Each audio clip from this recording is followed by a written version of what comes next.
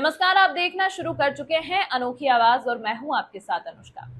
हरियाणा में 90 सदस्यीय विधानसभा के लिए 5 अक्टूबर को चुनाव होना है। चुनावी राज्य हरियाणा में राजनीतिक दलों के नेता जोर शोर से चुनाव प्रचार में जुटे हैं। वहीं मध्य प्रदेश के मुख्यमंत्री डॉक्टर मोहन यादव आज गुरुवार को हरियाणा के दौरे पर रहे।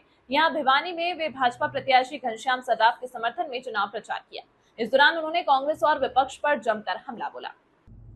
मुख्यमंत्री मोहन यादव ने सभा को संबोधित करते हुए कहा कि चौटाला समेत अन्य सरकारों ने हरियाणा की प्रगति नहीं होने दी।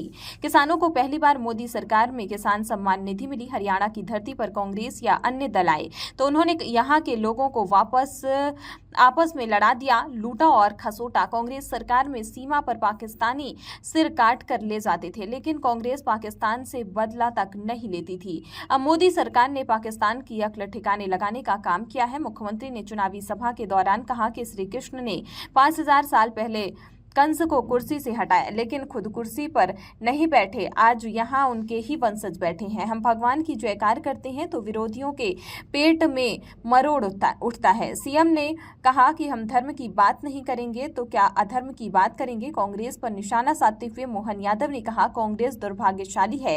राम जी के प्राण प्रतिष्ठा समारोह में निमंत्रण के बाद भी कांग्रेसी नहीं आए, अब वोट मांग रहे हैं तो कैसे मिलेंगे।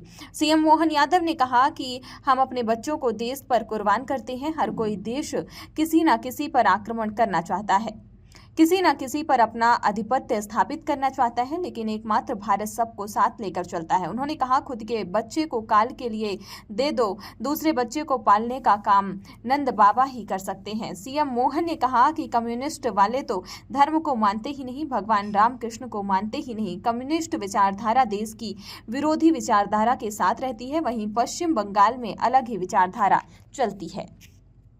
आज चुनाव में जब हम आए हैं, आपकी इस गांव में, इस विधानसभा के अंदर जो पार्टी के लोग सामने से चुनाव लड़ रहे हैं, वो कम्युनिस्ट पार्टी के लोग तो धर्म को मानते ही नहीं। वो कहते हैं कि ये क्या होता है हिंदू, क्या होता है मुसलमान, क्या होता है भगवान राम, क्या होता है कृष्ण। ये कम्युनिस्टों की सोच है। उनकी अपनी सीमा के दायरे में देश भी कुछ नहीं होता है। उनके अपने दायरे में अगर आप सही अर्थ में देखो तो कम्युनिस्ट की विचारधारा हमेशा देश विरोधी विचारधारा के साथ जुड़ती दिखाई देती है। और इसी कारण से हमारे देश से तो कोई भी राज्य ऐसा नहीं बचा है जहां कोई कम्युनिस्ट की सरकार हो। एक सरकार थी बंगाल, और उस बंगाल के अंदर भी क्या हालत कर दी, सबसे छिपाने। अभी चौधरी धर्मवीर सिंह जी ने सही कहा है, कम्युनिस्ट जहां भी आते हैं वहां उनकी दुनिया अलग चलती है। लेकिन मुझे इस बात का गर्व है, हम तो भारतीय जनता पार्टी के लोग हैं। जोरदार अभिनंदन करो भारतीय जनता पार्टी के नाते से, जिसके कारण से कदम कदम पे हम अगर चित्र लगाते हैं तो भारत माता के हाथ में हम सब भगवा ध्वज लेकर के आनंद के साथ उनको प्रणाम करते। ये संस्कृति हमारी संस्कृति है।